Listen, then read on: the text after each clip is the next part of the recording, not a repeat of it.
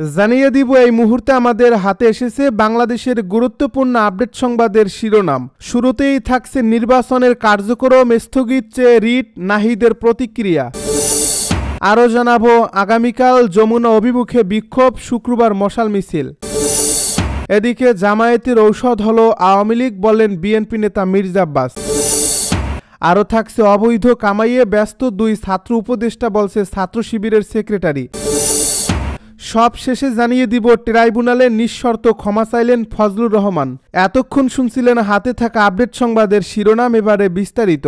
তবে তার আগে অনুরোধ রইল ভিডিওটিতে একটি লাইক এবং কমেন্ট করে জানিয়ে দিন ভিডিও সম্পর্কে আপনার মূল্যবান মতামত। আরও জানিয়ে দিন ভিডিওটি কোথা থেকে দেখছেন বা কোন জেলা থেকে দেখছেন।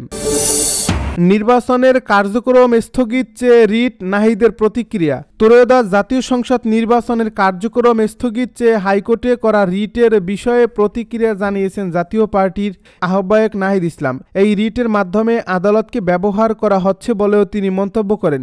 বুধবার রাজধানীর আগারগাঁয়ে নির্বাচন কমিশনের এনসিপির প্রতীক শাপলা কলির নিবন্ধন গ্রহণ শেষে তিনি সাংবাদিকদের এসব কথা বলেন। নাহিদ ইসলাম বলেন, নিজ প্রতীকে ভোট সংক্রান্ত আরপিও সংশোধনকে সাধুবাদ জানায় এনসিপি। এই সংস্কার বাতিলে চাপ প্রয়োগ করা হচ্ছে, সেটি নিন্দা জানাচ্ছি। এটি নিয়ে রিট করে আদালতকে ব্যবহার করা হচ্ছে।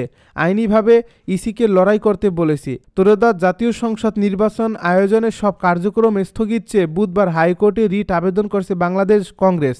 দলটির মহাসচিব মোহাম্মদ ইয়ারুল ইসলাম হাইকোর্টের সংশ্লিষ্ট শাখায় এই রিট করেন।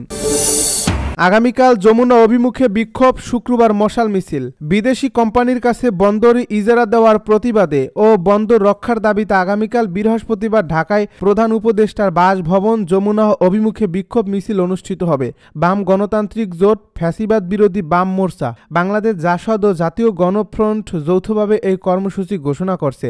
অন্যদিকে একই দাবিতে আগামী শুক্রবার দেশব্যাপী বিক্ষোভ ও মশাল মিছিলের কর্মসূচি পালন করবে শ্রমিক কর্মচারী ঐক্য পরিষদ সহ আন্দোলনরত সংগঠনগুলো। সংশ্লিষ্ট সূত্র মতে দেশের বন্দর ব্যবস্থাপনায় অনিয়ম ও ধীরগতির অভিযোগ তুলে বিগত আওয়ামী লীগ সরকারের আমলে বন্দরে বিদেশি কনসালট্যান্ট প্রতিষ্ঠান নিয়োগের প্রক্রিয়া শুরু হয়। 2023 সালে চট্টগ্রাম বন্দরের পতেঙ্গা কন্টেইনার টার্মিনাল পরিচালনার দায়িত্ব সৌদি আরবের একটি প্রতিষ্ঠানকে দেওয়া হয়।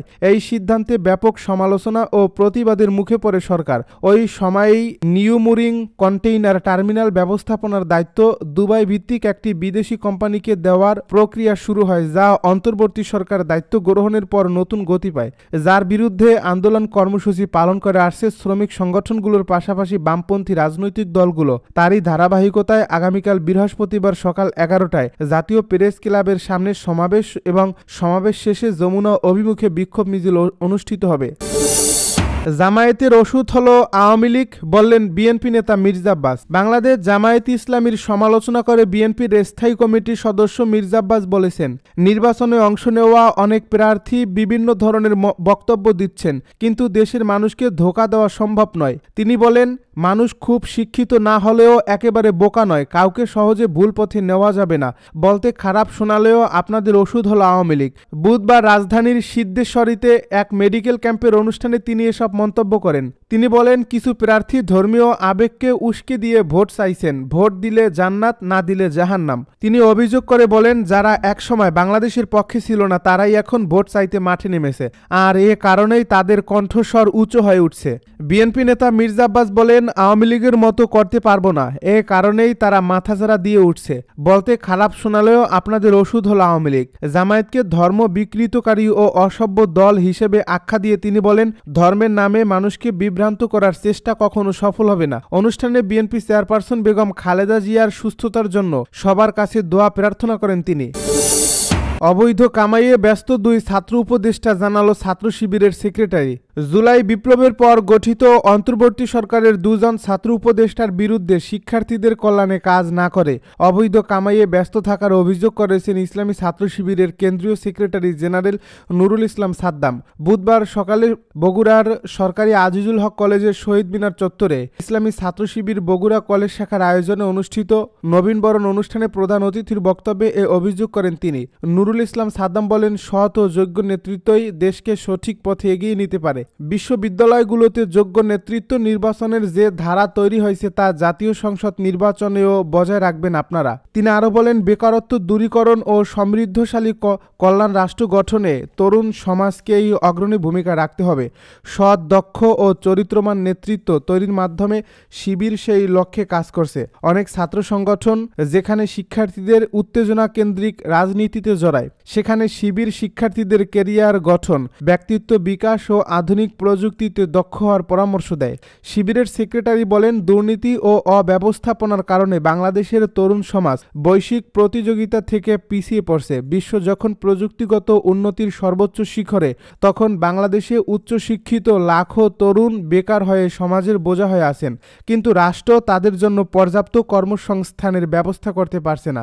কলেজ ছাত্র শিবিরের সভাপতি আব্দুল আল মামুনের সভাপতিত্বে অনুষ্ঠানে বিশেষ অতিথি ছিলেন international Islamic federation of student অর্গানাইজেশনের সেক্রেটারি জেনারেল ও বগুড়া 4 আসনে জামায়াতে মনোনীত প্রার্থী ডাক্তার মোস্তফা ফয়সাল পারভেজ। তিনি বলেন, বাংলাদেশে সম্পদের অভাব নেই, অভাব কেবল সৎ ও যোগ্য নেতৃত্বের। প্রশাসনকে দুর্নীতিমুক্ত করতে পারলে অল্প সময়ের মধ্যেই বাংলাদেশ উন্নত রাষ্ট্রে রূপ নিতে পারবে। আসন্ন নির্বাচনে সৎ ও যোগ্য প্রার্থীদের বিজয়ী করতে ছাত্র সমাজকে ভূমিকা রাখতে হবে। এছাড়া এই অনুষ্ঠানে বক্তব্য দেন ছাত্র শিবিরের কেন্দ্রীয় প্ল্যানিং অ্যান্ড ডেভেলপমেন্ট সম্পাদক রিয়াজুল ইসলাম, জামায়াতে ইসলামী বগুড়া শহর শাখার আমির ও বগুড়া 6 আসনের প্রার্থী অধ্যক্ষ আবিদুর রহমান সোহেল, সরকারি আজিজুল হক কলেজ ছাত্র সংসদের সাবেক জিএস অধ্যাপক আসমা আব্দুল মালিক, শিবিরের বগুড়া শহর শাখার সভাপতি হাবিবুল্লাহ খন্দকার এবং সেক্রেটারি শফিকুল ইসলাম। এই অনুষ্ঠানে নবীন শিক্ষার্থীদের বিপুল উপস্থিতি ছিল চোখে পড়ার মতো। তাদের ভবিষ্যৎ গঠনে ক্যারিয়ার নির্দেশনা, মূল্যবোধ ভিত্তিক শিক্ষা ও ইতিবাচক নেতৃত্ব বিকাশের বিষয়ে বিভিন্ন পরামর্শ দেওয়া হয়।